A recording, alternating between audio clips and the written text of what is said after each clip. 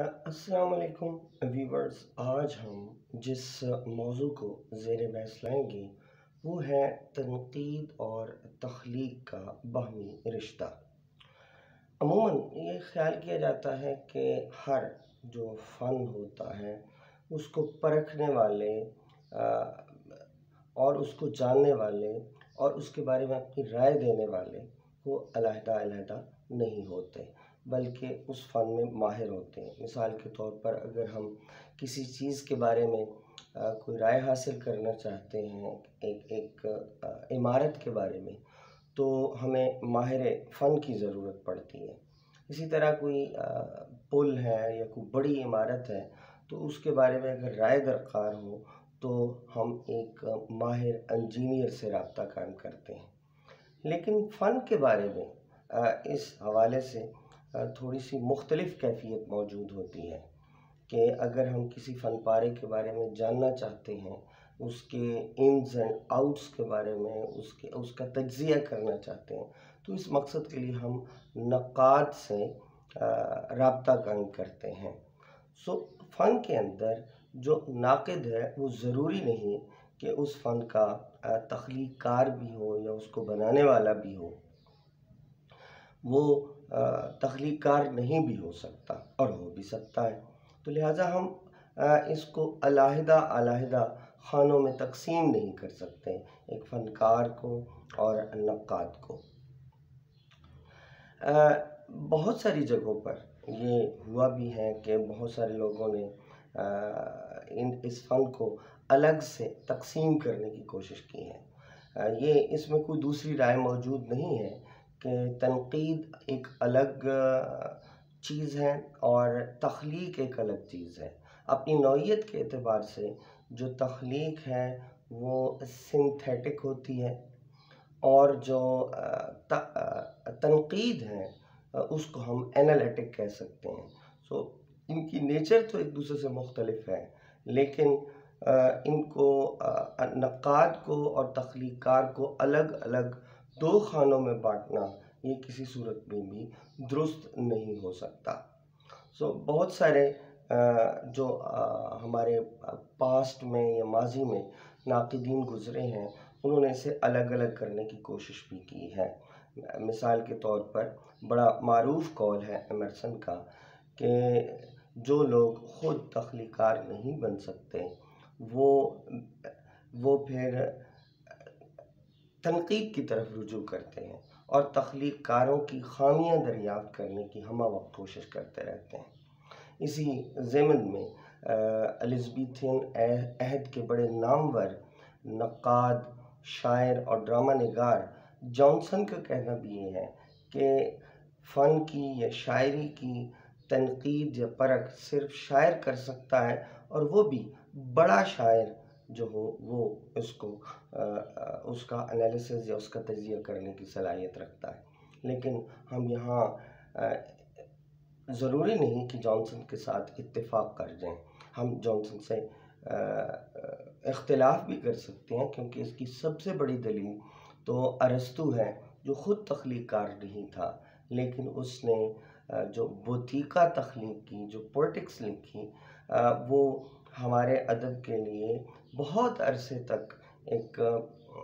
मशाले राह रही। और आज भी हम बहुत से उलूम या फ़नून के हवाले से अगर राय हासिल करना चाहते हैं तो अरस्तू की बोतीका हमारे लिए मशाले राह साबित होती है। फिर नौ क्लासिकी अहद का अगर मुताला किया जाए तो वहाँ पर भी जो नौ क्लासिकल शुअरा हैं वो इस बात के कायल नज़र आते हैं कि तख्लीक और तनकीद दोनों के दरमियान फ़र्क नहीं है। मिसाल के तौर पर पॉप की राय इस ज़िम्न में बड़ी अहमियत की हामिल है कि अलेक्जेंडर पॉप ने कहा कि जो तनकीद निगार हैं और जो तख्लीक़कार हैं उनकी सलाहियतें फ़ितरी होती हैं, एक लिखने के लिए पैदा होता है, जबकि दूसरा जो है वो उसकी मुनसफ़ी का काम सर अंजाम दे रहा होता है। इसी तरह जॉनसन और ड्राइडन का कौल भी बड़ा अहमियत का हामिल है कि बुरा जो शायर है या जो तख्लीक़कार हैं वो नाक़िदीन की एक लंबी फ़हरिस्त तैयार कर देता है وہ الگ الگ خانوں میں شاید بانٹنے کی کوشش نہیں کر رہا، لیکن وہ یہ بتانے کی ضرور کوشش کر رہا ہے کہ جو بری تخلیق ہے وہ زیادہ تنقید پیدا کرتی ہے۔ لیکن اس ضمن میں ہم لیسنگ کو نہیں بھول سکتے۔ لیسنگ کا ایک بڑا معروف قول ہے کہ ہر نقاد جینیس نہیں ہوتا، لیکن ہر جینیس نقاد ضرور ہوتا ہے۔ اس طرح تنقید اور تخلیق کے مابین جو ایک رشتہ ہے، جو ایک ریلیشنز قائم ہو رہا ہے، وہ یہ ہے کہ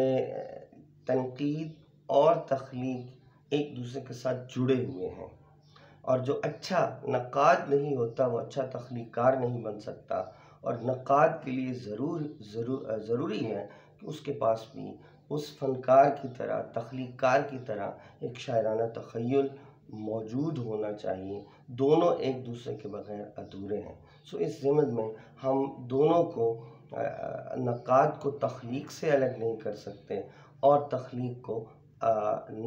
نقاد سے الگ نہیں کیا جا سکتا۔ اس ضمن میں اگر نقاد خود تخلیق کار نہیں ہے تو اس کے لیے ضروری ہے کہ وہ زندگی پر اسی طرح سے نظر رکھیں جس طرح کہ ایک فنکار رکھتا ہے۔ اس کا مشاہدہ، اس کا تجربہ، اس کے احساسات، جذبات اور تاثرات میں اتنی ہی شدت ہونی چاہیے جتنی کہ ایک تخلیق کار کے پاس ہوتی ہیں۔ جس طرح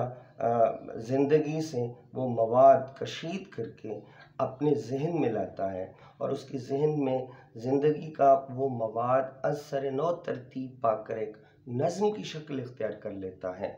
وہی ترتیب جو ہے جب ایک نقاد اس پر تنقید کرتا ہے تو اس کے ذہن میں بھی ایک اسی انداز سے اس نظم کا، اس فن پارے کا ایک سٹرکچر تشکیل پذیر ہوتا ہے، اور اس کی ایک ایک اینٹ کی، اس کے ایک ایک مرحلے کی، اور اس کے ایک ایک کڑی کی وہ وضاحت کرتا ہے، اور وضاحت کر کے قاری کو اس کے تخلیقی عمل کے بارے میں، اس کے اندر موجود مواد کے بارے میں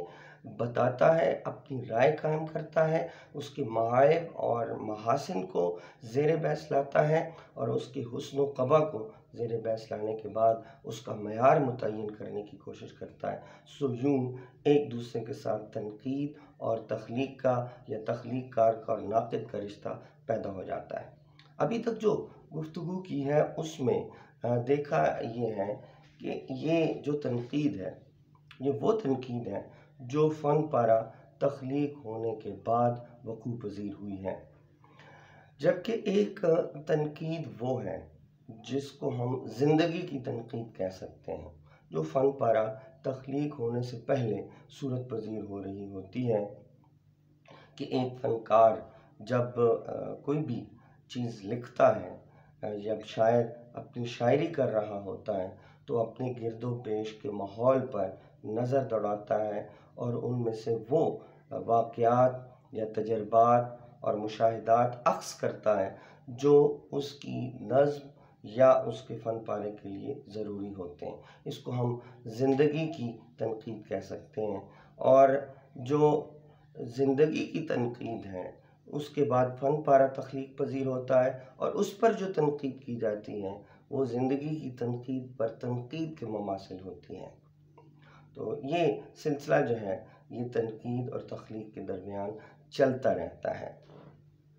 جس کے پاس اچھی تنقیدی بصیرت ہوتی ہے وہی بہتر تنقید کر سکتا ہے۔ اس حوالے سے ایک فنکار کے لیے پھر سے یہ ضروری ہے کہ وہ ان تمام اجزاء کو، اس تمام کیفیت کو محسوس کرے، ایک نقاد جو لکھتے ہوئے ایک تخلیق کار نے محسوس کیے تھے، تب جا کر وہ اس کا بہتر طور پر جو ہے وہ تجزیہ کر سکتا ہے، اور بہتر انداز میں اس کی تنقیدی عمل جو ہے وہ ہمارے سامنے آ سکتا ہے۔ یہاں تک کی جو بحث ہے اس میں یہ ثابت کرنے کی میں کوشش کر رہا ہوں کہ ایک شاعر کے لیے نقاد ہونا ضروری ہے، اور نقاد کے لیے تخلیقی عمل کو محسوس کرنا بہت ضروری ہے۔ نقاد اگر خود تخلیق کار نہیں ہے لیکن اسے تخلیقی عمل کو محسوس کرنے کی صلاحیت اور جو سٹرکچر یا جو ساخت کسی فن پارے کی ہوتی ہیں اس کے بارے میں مکمل علم جو ہے وہ نقاد کے لیے ضروری ہے، کیونکہ اگر نہیں ہوگا تو وہ بہتر تنقید نہیں کر سکتا۔ تنقید اور تخلیق کے درمیان ایک اور بڑا اہم رشتہ جو ہے وہ یہ ہے کہ یہ دونوں ایک دوسرے کی معاون ہوتی ہیں۔ ہمارے پاس جو تنقید کی بڑی اہم کتاب ہے وہ ارسطو کی پوئٹکس ہے۔ ارسطو خود شاعر نہیں تھا، خود تخلیق کار نہیں تھا، لیکن اس نے یونان میں اپنے سے پہلے موجود بہترین فن پاروں کا مطالعہ کیا اور ان میں سے قوانین اخذ کیے، اور قوانین اخذ کرنے کے بعد اس نے باقی آنے والے فن پاروں پر اس کا اطلاق کیا، اور یوں وہ غلط اور صحیح اور معائب اور محاسن جو ایک فن پارے کے اندر موجود ہوتے ہیں اس پر اس نے گفتگو کی ہے، جو آج بھی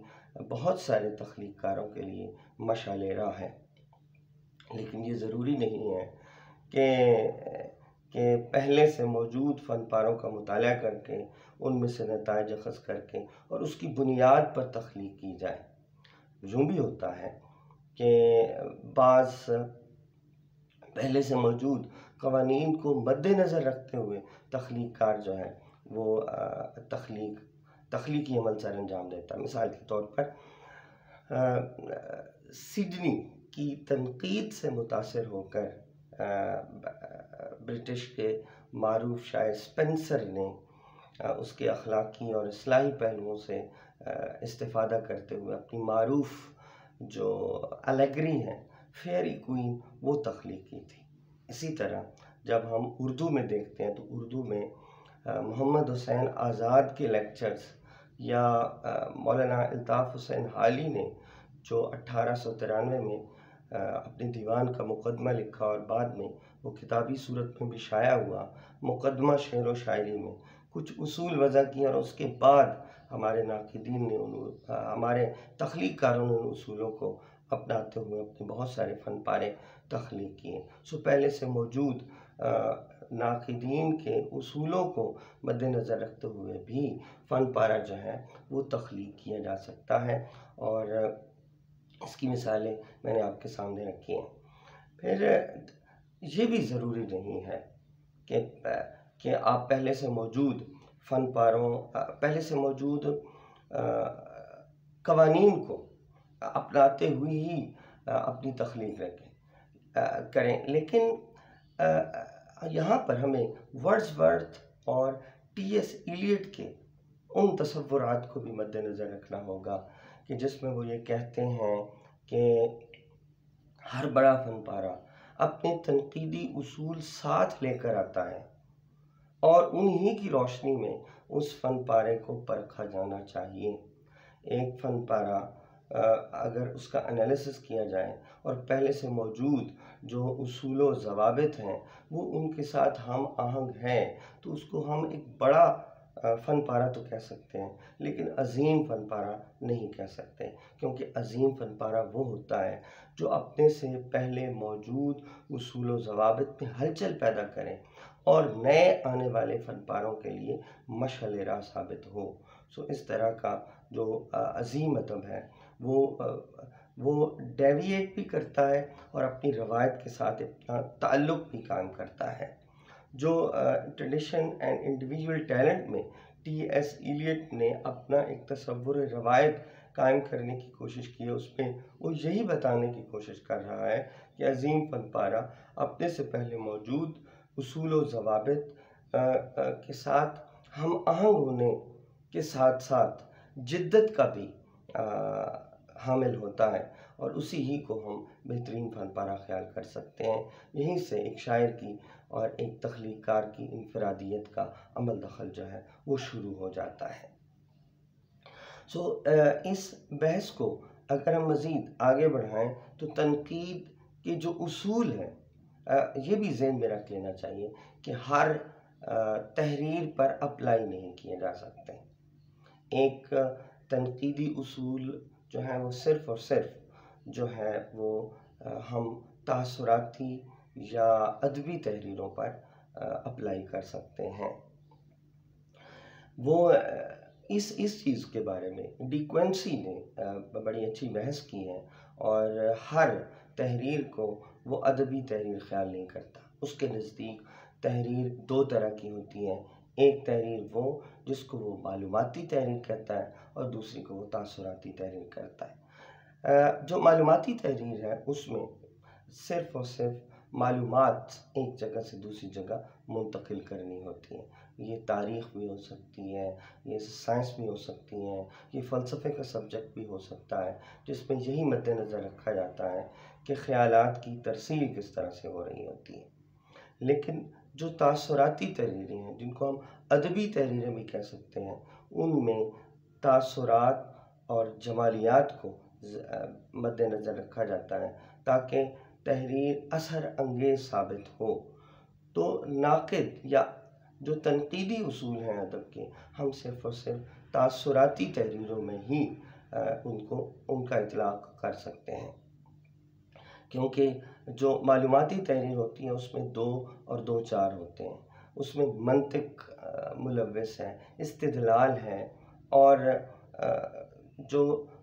معلومات کی ترسیل ہے وہ زیادہ اہمیت کی حامل ہوتی ہے، جبکہ شاعرانہ یا ادبی تحریروں میں تخیل زیادہ اہمیت کا حامل ہوتا ہے۔ وہ تخیل اور وجدان اور جمالیاتی حس کو متاثر کرتی ہوئی تحریریں ہوتی ہیں جن پر ہم ادبی اصول لاگو کر سکتے ہیں، جبکہ معلوماتی تحریروں پر ہم یہ اصول لاگو نہیں کر سکتے۔ ہاں، بعض جگہ کوئی سائنسدان، کوئی فلسفی، کوئی تاریخ دان جب اپنی تحریر سے اپنے قارئین کو متاثر کرنے کی کوشش کرے گا تو وہاں پر اس تحریر کے خاص ٹکڑے پر اس کے وجدانی یا تخیلاتی یا جمالیاتی عناصر ابھر کر سامنے آ جائیں گے، تو اس ذیل میں تحریر کے اسلوب کو یا اس کے انداز کو ہم ادبی تحریر کی ذیل میں لے آئیں گے، اور ادبی اصولوں پر کو اپلائی یا اس کا اطلاق کرنے کی کوشش کریں گے، تب وہ ہم ان تحریروں کو ادب کی ذیل میں لے سکتے ہیں۔ لیکن جب واقعات کی پرکھ کا کام ہو رہا ہوگا کہ یہ واقعہ درست ہے یا غلط ہے یا صحیح ہے، تو یہ کام ایک نقاد کا نہیں ہے، بلکہ یہ ادبی مورخ کا بنتا ہے کہ وہ واقعات کی چھان پھٹک کرے کہ یہ درست ہیں یا نہیں ہیں۔ مثلا غالب کی درست سے نیند کے بارے میں یا اقبال کے زندگی کے جو واقعات وقوع پذیر ہوئے ان کے درست یا غلط ہونے کے بارے میں اگر کوئی رائے دے رہا ہے تو وہ ادبی مورخ ہے، وہ ادبی نقاد نہیں ہو سکتا۔ تو ادبی تاریخ کے اصول الگ ہیں، ادبی تنقید کے اصول الگ ہیں، ان میں گڑبڑ نہیں کرنی چاہیے، یہ علیحدہ علیحدہ ہیں۔ آج کی اس گفتگو میں ہم نے یہ دیکھنے کی کوشش کی ہے کہ تنقید اور تخلیق 2 الگ الگ خانوں میں تقسیم نہیں کی جا سکتی۔ اچھا نقاد جو ہوتا ہے وہ تخلیقی عمل کے تمام پہلوؤں کو سمجھتا ہے اور ان کو محسوس کر کے اپنی ایک رائے قائم کرتا ہے، تو یہ الگ الگ خانوں میں تقسیم نہیں کی جا سکتی۔ بہت سارے لوگوں کے نزدیک یہ الگ ڈسپلن ہے، لیکن تخلیق کار اور اچھا ناقد نہیں ہوگا تو وہ اچھا تخلیق کار نہیں بن سکتا، اور ناقد جو ہے اگر وہ تخلیقی عمل کو نہیں سمجھ سکتا تو وہ اچھا نقاد نہیں بن سکتا۔ اس طرح ان دونوں کے مابین ایک قریبی تعلق بنتا ہے۔ پھر تنقید اور تخلیق کے درمیان ایک اور اہم رشتہ یہ بنتا ہے کہ یہ ایک دوسرے کی معاون ہوتی ہیں، ایک دوسرے کے لیے مشعل راہ ہوتی ہیں۔ ہم تخلیقی تحریروں سے ادبی اصول اخذ کرتے ہیں، اور یہی اصول جو اخذ کرتے ہیں یہ آنے والے فن پاروں کے لیے ممد اور معاون ثابت ہوتے ہیں، یا ان اصولوں کو مد نظر رکھ کر بہت سارے تخلیق کار اپنی تخلیقات کر رہے ہوتے ہیں۔ اور جتنا ایک فنکار کے لیے فنکارانہ تخیل کی ضرورت ہوتی ہے، اتنی ہی اس تخلیق کے بارے میں رائے دینے کے لیے، ایک اچھی اور صائب رائے دینے کے لیے ایک نقاد کے پاس بھی فنکارانہ تخیل کا ہونا بہت ضروری ہے۔ اگر نہیں ہوگا تو وہ بہتر تنقید نہیں کر سکے گا۔ آج کی اس ویڈیو میں ہم نے تنقید اور تخلیق کے رشتے کو واضح کرنے کی کوشش کی ہے۔ امید ہے آپ نے اس سے استفادہ کیا ہوگا۔ اگلی کسی ویڈیو میں ہم تنقید کے مختلف دبستانوں پر گفتگو کریں گے۔ اس وقت تک کے لیے اللہ حافظ۔ آپ کا بہت شکریہ۔